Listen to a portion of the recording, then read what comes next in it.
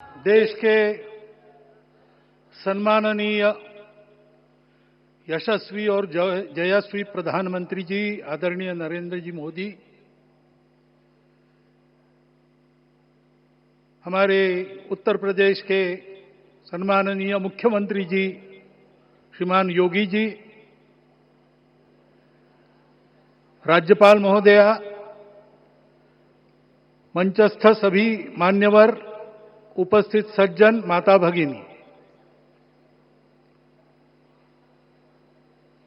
आज हम सबके लिए एक सार्थकता का दिवस है। इतने लोगों ने सपना देखा, इतने लोगों ने प्रयास किए, इतने लोगों ने अपने प्राण अर्पण किए। आज उनकी स्वर्गस्थ आत्मा तृप्त हुई होगी। आज वास्तव में अशोक जी को वहां शांति मिली होगी।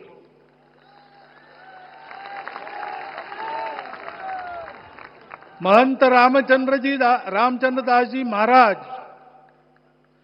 श्रीमान डालमिया जी, कितने संत, कितने गृहस्थ, कितने विद्यार्थी,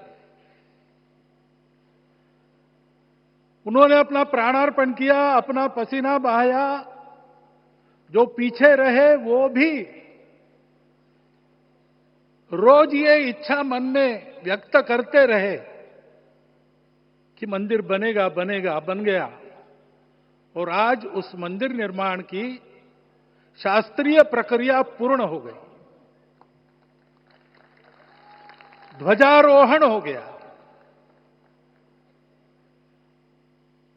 राम राज्य का ध्वज जो कभी अयोध्या में फहराता था और संपूर्ण विश्व में अपने आलोक से सुख शांति प्रदान करता था, वो ध्वज आज फिर से नीचे से ऊपर चढ़ता हुआ और अपने शिखर पर विराजमान होता हुआ हमने अपनी आंखों से देखा है, इसी देह में देखा है। ध्वज प्रतीक होता है। इतना ऊंचा ध्वज चढ़ाना कितना समय लगा आप जानते हैं। मंदिर बनने में भी समय लगा। 500 साल छोड़े तो भी 30 साल तो लगे ही। उस मंदिर के रूप में हमने कुछ तत्वों को ऊपर पहुंचाया है।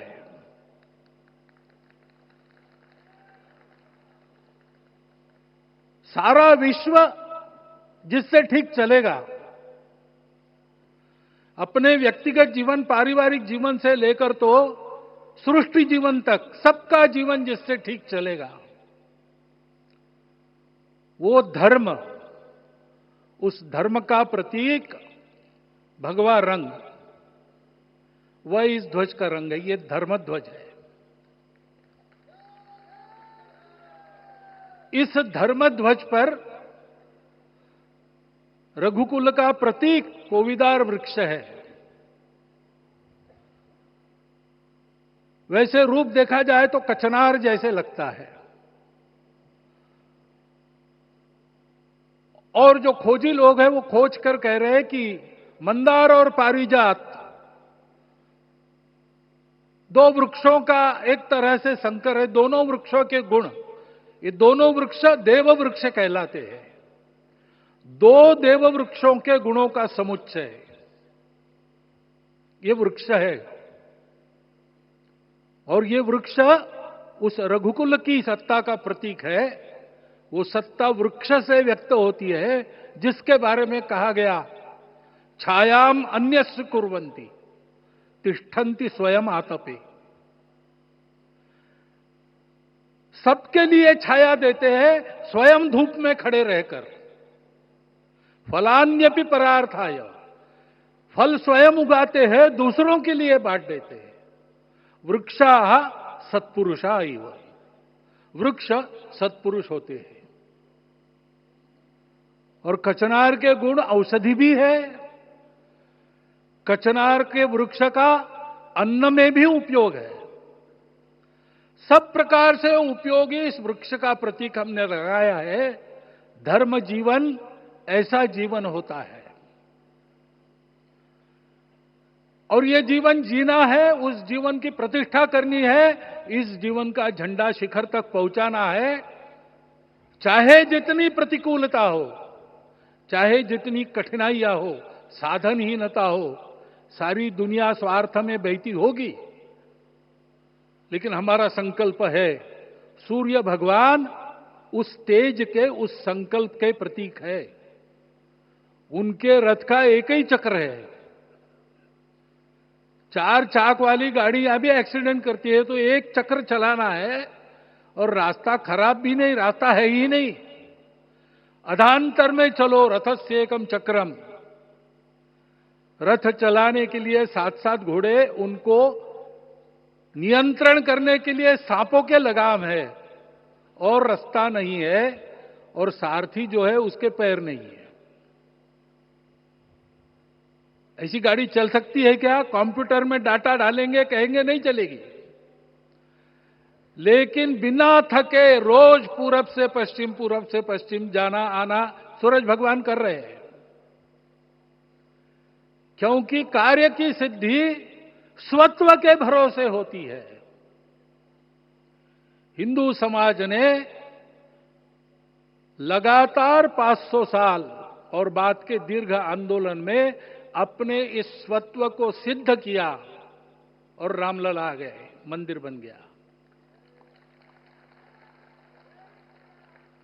यही बात सत्य पर आधारित धर्म, सत्य जो प्रतिनिधित्व होता है ओंकार से, वो सारी दुनिया को देने वाला भारत हमको खड़ा करना है। हमारे इस संकल्प का प्रतीक यह राम मंदिर, उसकी प्रक्रिया आज हमने पूरी कर ली है। यह धर्म, यह ज्ञान, यह छाया, यह सुफल संपूर्ण दुनिया में बांटने वाला भारतवर्ष खड़ा करने का काम अपना शुरू हो गया है। उसको, इस प्रतीक को देखकर, हिम्मत रखकर, उसी प्रकार सतत प्रयास करते हुए सब प्रकार की विपरीतताओं में भी हम सबको मिलके करना पड़ेगा। आज ये हमारे कृतार्थता का दिवस है, और आज हमारे संकल्प की पुनरावृत्ति का ये दिवस है। वो संकल्प हमको हमारे पूर्वजों ने दिया है। एतद् देश प्रसूतस्य सकाशाद अग्र जन्मनात्। इस देश के जन्मे हुए अग्र जन्मना है, सबसे प्राचीन है, इसलिए बड़े भाई है। वो ऐसा जीवन जिए कि स्वम स्वम चरित्रम शिक्षेरन पृथिव्याम सर्वमानवा। पृथ्वी के सर्व मानव अपने अपने चरित्र की शिक्षा, जीवन की विद्या भारतवासियों से सीखे। ऐसे भारतवासियों का परम वैभव संपन्न, सर्वशक्ति संपन्न और सबके लिए खुशी बांटने वाला, शांति बांटने वाला, सबको विकास के सुफल देने वाला भारतवर्ष खड़ा करना है। ये विश्व की अपेक्षा है, हमारा कर्तव्य है। मंदिर में श्री रामलला विराजमान है, उनका नाम ले और इस कार्य की गति हम बढ़ाए। इतना एक विषय आपके सामने रखता हूं। जैसा सपना देखा था उन लोगों ने, रामदास स्वामी ने कहा था, स्वप्नी जे देखिले रात्रि ते तैसे ची हो तसे। ऐसा सपना उन्होंने देखा था, बिल्कुल वैसा। और मैं कहूं कि उन्होंने जो सपना देखा था उससे भी अधिक भव्य और अधिक सुंदर ये मंदिर बन गया है। हमारे हृदय में वो निश्चय का सृजन करे, तपस का सृजन करे, ये शुभकामना मैं आप सबको देता हूं और मेरे शब्दों को विराम देता हूं।